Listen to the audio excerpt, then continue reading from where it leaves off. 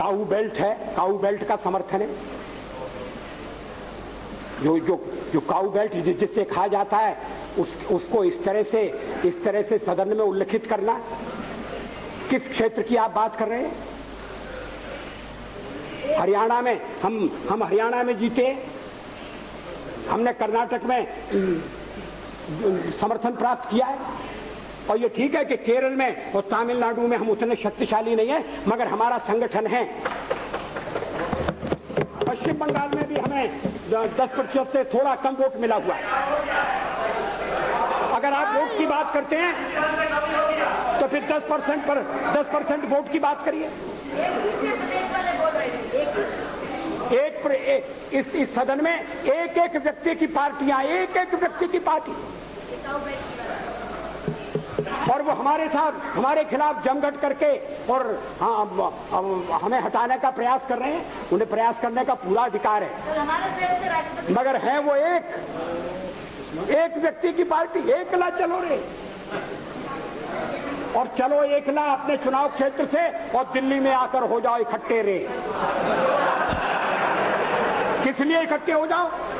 देश के भले के लिए। स्वागत है, हम भी अपने ढंग से देश की सेवा कर रहे हैं, और अगर हम देशभक्त न होते और अगर हम निस्वार्थ भाव से राजनीति में अपना स्थान बनाने का प्रयास न करते, और हमारे इन प्रयासों के पीछे 40 साल की साधना है। ये कोई आकस्मिक जनादेश नहीं है, कोई चमत्कार नहीं हुआ है। हमने मेहनत की, हम लोगों में गए, हमने संघर्ष किया है। पार्टी 365 दिन चलने वाली पार्टी है। ये कोई चुनाव में कुकुर मुक्के की तरह से खड़ी होने वाली पार्टी। और आज हमें अकारण कटघरे में खड़ा किया जा रहा है, क्योंकि हम थोड़ी ज्यादा सीटें नहीं ले सके। हम मानते हैं हमारी कमजोरी है, हमें बहुमत मिलना चाहिए। राष्ट्रपति ने हमें अवसर दिया, हमने उसका लाभ उठाने की कोशिश की है, हमें सफलता नहीं मिली, वो अलग बात है। लेकिन हम फिर भी सदन में सबसे बड़े विरोधी दल के रूप में बैठेंगे, और आपको हमारा सहयोग लेकर सदन चलाना पड़ेगा, इस बात को मत भूलिए। मगर सदन चलाने में और ठीक तरह से चलाने में हम आपको पूरा सहयोग देंगे, ये आपको आश्वासन देना चाहते हैं। मगर सरकार आप कैसी बनाएंगे, वो सरकार किस कार्यक्रम पर बनेगी, वो सरकार कैसी चलेगी, मैं नहीं जानता। लेकिन जहां तक दलितों का सवाल है, शेड्यूल कास्ट के टोटल मेंबर्स हैं 77, और उनमें से 29 मेंबर्स बीजेपी के चुने गए।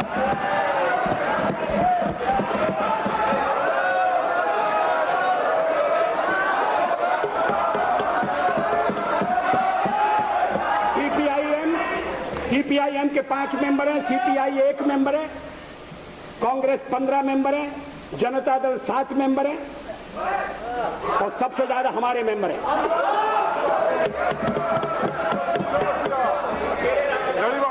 और एसटीसी में भी, शेड्यूल ट्राइब्स में भी total number of seat is 41, BJP 11। हमारा जनाधार नहीं है, हमें लोगों का व्यापक समर्थन प्राप्त नहीं है। अगर आप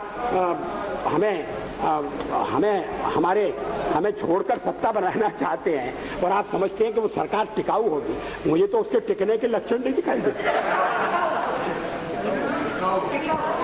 वो पहले तो उसका जन्म लेना कठिन है, जन्म लेने के बाद जीवित रहना कठिन है, और ये सरकार अंतर विरोधों में घिरी हुई देश का कितना लाभ कर सकेगी, ये एक प्रश्नवाचक चिन्ह है।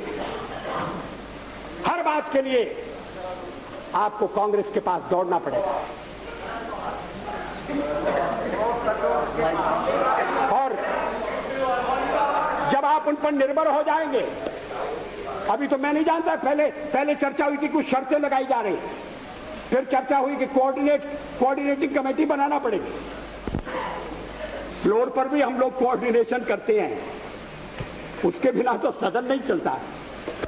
आप सारा देश चलाना चाहते हैं, बड़ी अच्छी बात है, हमारी शुभकामनाएं आपके साथ हैं।